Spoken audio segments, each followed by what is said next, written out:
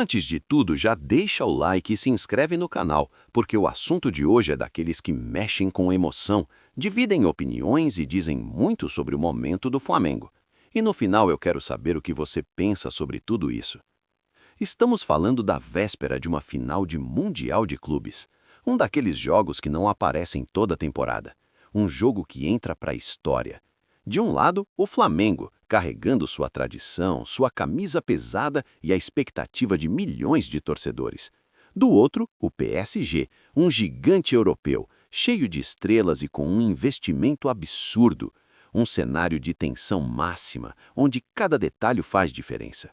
E justamente quando tudo pedia foco total, silêncio interno e concentração absoluta, uma declaração caiu como uma bomba no ambiente rubro-negro. Zico falou, e quando Zico fala, o Flamengo inteiro sente o impacto. Não foi uma fala leve nem protocolar, foi uma cobrança pública, direta, dura, direcionada ao técnico Felipe Luiz no momento mais delicado possível. O impacto foi imediato. A torcida não esperava uma cobrança pública dessa magnitude às vésperas da partida mais importante da década. O clima no ninho do urubu ficou mais pesado. O ambiente, que deveria estar totalmente voltado para o confronto contra o PSG, passou a dividir atenções com a repercussão das palavras de um dos maiores ídolos da história do clube. Zico não é um personagem comum nessa história. Ele não é apenas um ex-jogador. Ele é a maior representação da identidade do Flamengo. Para muitos, quando Zico fala, ele não está dando uma opinião pessoal. Ele está defendendo o que aquela camisa representa. Ele está cobrando excelência, postura e atitude de quem vai disputar uma final que define legados. A mensagem foi clara. Segundo ele, aquele jogo não era apenas mais uma decisão. Era um divisor de águas, um confronto capaz de separar quem faz história de quem apenas passa pelo clube. A cobrança não foi técnica, não foi tática, foi emocional. Foi sobre postura, entrega, sangue nos olhos e responsabilidade com o peso da camisa. Mas o grande ponto de tensão não foi exatamente o conteúdo da cobrança, foi o momento e a forma. Tudo foi feito de maneira pública, sem bastidores, sem conversas internas, às vésperas de uma final de Mundial. Em poucos minutos, a declaração tomou conta das redes sociais, da imprensa esportiva e dos debates entre torcedores. E nesse cenário, o foco começou a mudar. O que deveria ser exclusivamente a preparação para enfrentar o PSG passou a dividir espaço com uma pressão extra sobre o treinador. Felipe Luiz, naquele momento, deixou de ser apenas o comandante do time e passou a ser o centro das atenções, sendo julgado antes mesmo de a bola rolar. O futebol mudou. O ambiente mudou. A forma como uma declaração repercute hoje é completamente diferente do que era décadas atrás. Antes, uma fala dessas ficava restrita a uma manchete de jornal. Hoje ela vira debate permanente, corte de vídeo, análise minuto a minuto, tudo se amplifica. E isso tem impacto direto no psicológico do elenco. O vestiário sente, os jogadores sentem. Alguns podem interpretar a cobrança como motivação, outros podem enxergar como pressão excessiva, e em um jogo desse tamanho, qualquer ruído interno pode custar caro. Há quem defenda que essa pressão faz parte do DNA do Flamengo, que esse é um clube que cresce em meio ao caos, à cobrança e à emoção, que Zico não criou a pressão, apenas verbalizou algo que já existia.